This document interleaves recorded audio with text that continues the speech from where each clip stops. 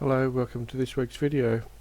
This week I'm turning a couple of elm blanks that I've had in the wood pile for some time. So last video I showed you my wood pile, and since then I've cleaned it up because the cook's frightened of snakes and we're getting into the summer period. We're supposed to be getting into the summer period and we get a few snakes around here. So I've cleaned up the pile. I've chainsawed a lot of the wood into smaller blocks, into bowl blanks, and put them into the shed. So the wood pile has been cleaned up and is a lot smaller than what it was when you saw it a couple of weeks ago. So in that pile there was a couple of elm blocks that I got a couple of years ago. It was only a couple of 100 metres from work. A branch fell down off the elm tree, as you can see in the video. Beautiful old elm trees, and I managed to be able to cut a few of the blocks up, and I've had them sitting there. And like a few of the wood that I've got, they've spalted, or they've started to decay. And I know many years ago I was putting blocks of wood in the veggie garden trying to get them to spalt like they do in the northern hemisphere. I always see the turners with beautiful maple or different softwoods, and they've got a beautiful spalting feature to them. And so I had a few blocks in the veggie garden trying to get it to work, and of course it didn't. But the wood pile I've found, it's in an area where it doesn't get much sun, and it's been fairly wet this year.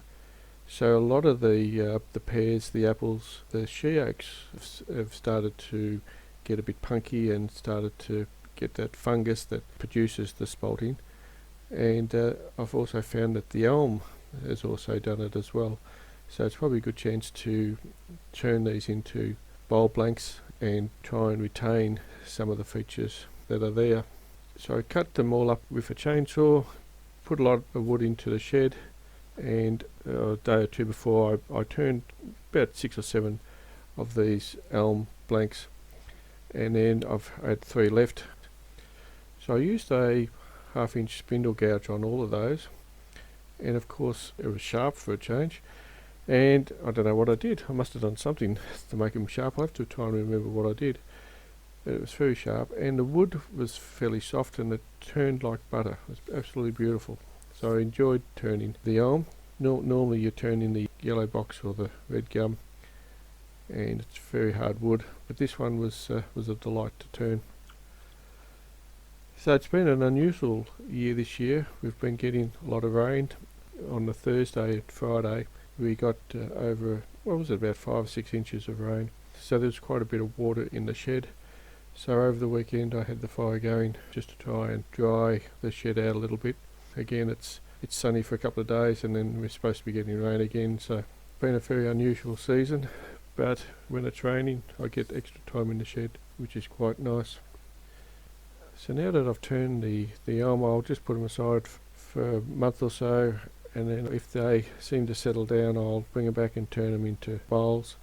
1 or 2 of them still got the pith in it, so I'll have to just reduce the size of the bowls to take that pith out. And as you can see in the final bits of the video, there's a lot of cracks at the top of the bowl, so I'm not sure what I'll do with those. I'll either put a bit of resin in them or I'll just turn them out so that they disappear.